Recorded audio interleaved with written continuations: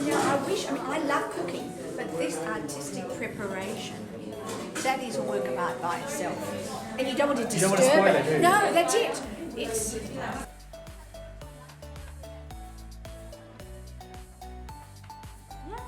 So when I'm looking at all of this gorgeous fresh vegetables here beside me, I want my kitchen to be like this. This is like really amazing.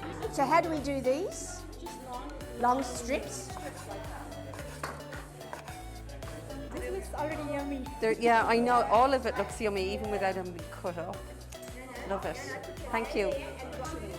I'm making the rice pudding.